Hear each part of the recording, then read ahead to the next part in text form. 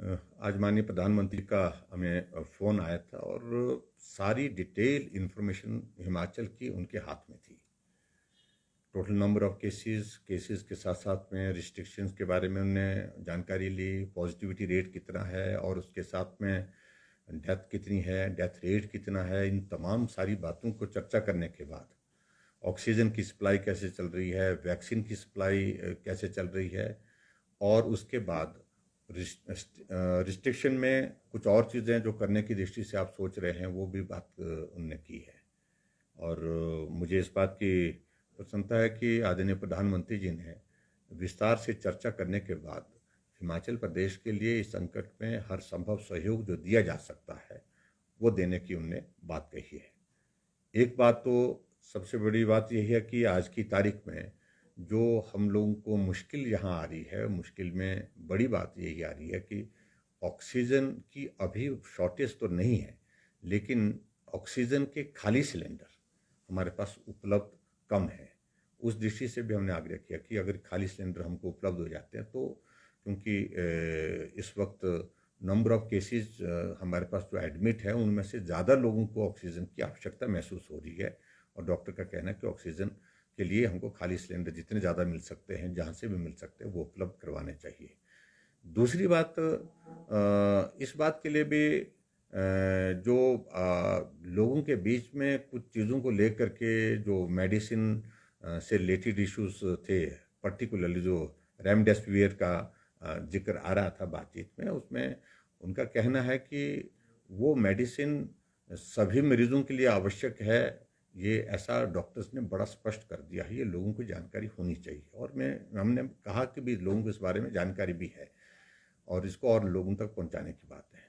Mainly उनका focus ये था, एक पार्ट ये कि हम इस वायरस के संक्रमण को सीमित कैसे कर सकें, उसको पकड़ कैसे करें, उसको रोक कैसे सकते हैं, उसके लिए जो भी सख्त कदम उठाने की आवश्यकता है उस दिशा में आगे बढ़ो।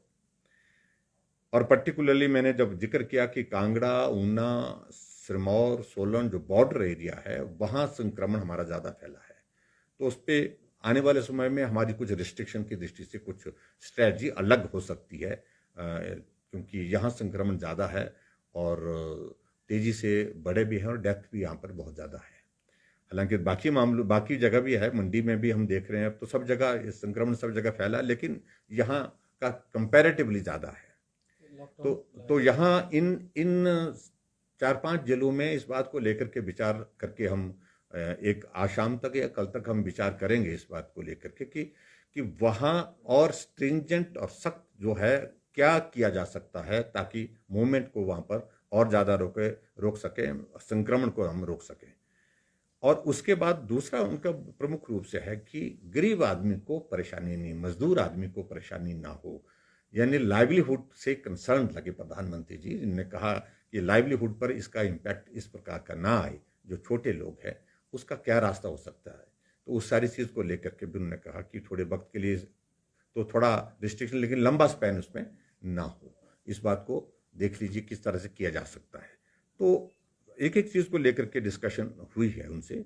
और ऑक्सीजन के सिलसिले में कई जगह इस तरह की परिस्थिति उन्होंने कहा कि हिमाचल में उपलब्धता तो है आपके पास, ऐसी अभी तक इस तरह की बात नहीं है, लेकिन फिर भी इस चीज़ को करें, कोशिश करें कि ऑक्सीजन की सप्लाई चेन मेंटेन रहे। कोटा बढ़ाने के लिए हमने बात कही कि हमारे अभी तक एट प्रेजेंट जो है वो 15 मीट्रिक टन जो है हमको कोटा निर्धारित हुआ, हमने इसको लिए हमने लिखा हुआ 30 करने के लिए हमने बोला हुआ है।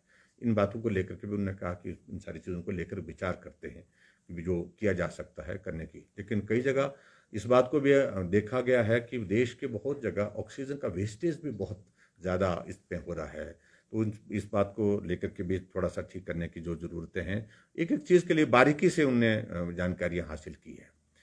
और जहाँ मृत्यु दर में भी हिमाचल प्रदेश में हमने देखा कि काफ़ी नंबर, पिछले कल 56 टोटल डेथ हुई है, दुर्भाग्यपूर्ण स्थिति है वो हमारे लिए, वो काफ़ी ज़्यादा है, वो चिंता का भी विषय है। तो उस पे क्या, किस कारण से लोगों की मृत्यु हो रही है, यानी कि मतलब वजह क्या बन रही है, कोमॉर्बिडिटीज वाले ज़्यादा हैं, ओल्ड एज वाले ज़्यादा हैं, यंग वालों की कैसी संख्या उस बीच में है, वो सारी जानकारी भी आदरणीय प्रधानमंत्री जी ने उसमें ली, वो सारी हमने दी है। और उसमें हमने इस बात को देखा है कि यंग लोगों की भी इसमें मृत्यु हुई है। और उसकी बड़ी वजह जो डॉक्टर के साथ हमने जो डिस्कशन किया है डिटेल में, और उसमें ज़्यादा कारण यही है कि हॉस्पिटल पहुंचने में डिले। ठीक हो जाएंगे, आज नहीं तो कल देख लेते हैं, कल नहीं तो देखते हैं, एक आधा दिन और देखते हैं, और ये देखते देखते बहुत विलम्ब हुआ। विलम्ब के कारण बहुत ऐसी स्थिति पैदा हुई है।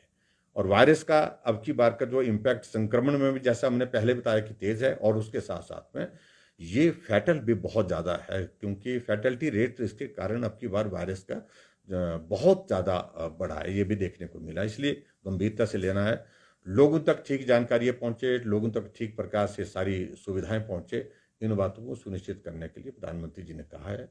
इस प्रकार से काफ़ी डिटेल में सारी बातें जो है जो प्रधानमंत्री जी ने की हैं। और मुझे तो एक एक जिले को लेकर के उनने पूछा कि जिले वाइज पूछा कि भी कहाँ क्या स्थिति चल रही है। तो जहाँ संक्रमण ज़्यादा बढ़ रहा है वहाँ जो है उस बात को सुनिश्चित करें कि इसको सख्ती वहाँ पर और ज़्यादा करनी चाहिए। सर, पहले जिला भर में आपने लोगों से संपर्क किया, लोगों से मिले। कल आपने खुद पूरी राजधानी शिमला का दौरा भी किया है। हमने कहा कि लॉकडाउन है ही नहीं। बहुत लोग बहुत तरह की बातें करने की कोशिश कर रहे हैं, मैं उनके सिलसिले में बहुत ज़्यादा कहना भी नहीं चाह रहा हूँ, क्योंकि हर आदमी का अपना अपना सोचने का नज़रिया होता है, वो अपने नज़रिए से सोचें। हमने एक संतुलित, जिसको बोलते हैं संतुलित निर्णय लिया है। लाइवलीहुड वो भी लाजमी है, बहुत आवश्यक है। हमने इस बात को सुनिश्चित करने के लिए कुछ इस कर्फ्यू में रिलैक्सेशन भी की है, कुछ रिस्ट्रिक्शंस भी की है। और जो बहुत बुद्धिजीवी हमको पढ़ाने लगे, मेहरबानी करके वो अपनी जगह रहें, अपना ज्ञान अपने तक रखें, या लोगों के बीच में जो कहना कहें, लेकिन अनावश्यक रूप से उनको गाली सरकार को दिए बिना तसल्ली नहीं होती है। ये बहुत दुर्भाग्यपूर्ण कल्चर बन गया है। मैं एक वकील को देख रहा था, और जिस भाषा में बोलता है वो मुझे मालूम नहीं कहाँ पढ़ाई की उस आदमी ने, कहाँ उसने सीखा, कहाँ उसने ज्ञान वर्धन किया है, और किस प्रकार मैं उसके इतिहास को जानता हूँ, कहाँ होता था पहले वो, और सारी चीज़ों को लेकर के कहाँ पहुँचा वो, कहाँ।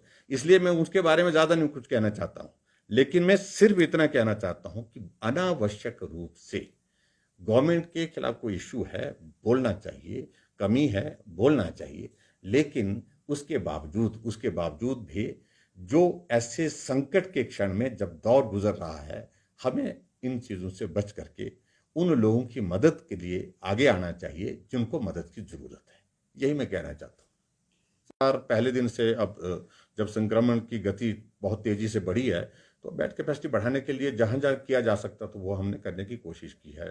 कांगड़ा में राधा स्वामी सत्संग का जो प्रांगण है, उसमें हमारा काम युद्ध स्तर पर चला है। पहले 250 की कैपेसिटी, उसको 500 तक करेंगे, फिर 1000 तक के लिए। और वो कैपेसिटी एक्सपेंडेबल है, वो अगर बहुत ज़्यादा जाने की आवश्यकता पड़ेगी तो 5000 की कैपेसिटी भी उस कैंपस के अंदर की जा सकती है। हमको अगर ज़रूरत पड़ी तो वहाँ तक भी जाएंगे। सोलन में राधा स्वामी का एक बहुत बड़ा संस्थान है, वहाँ पर भी हमने कह दिया कि वहाँ पर भी आप शुरू करें, वहाँ पर भी काम की प्रक्रिया जो है, प्रोसेस जो है वो बहुत जल्दी शुरू हो जाएगा। मंडी में राधा स्वामी सत्संग का जो स्थान लेने के बाद वहाँ पर बेड कैपेसिटी को बढ़ाने के लिए हमने काम शुरू कर दिया। बहुत तेज़ गति से काम चल पड़ा है, और मुझे लगता है कि 4-5 दिन के अंदर वहाँ पर भी 200 की कैपेसिटी का हॉस्पिटल वहाँ पर बन करके मतलब वो तैयार हो जाएगा।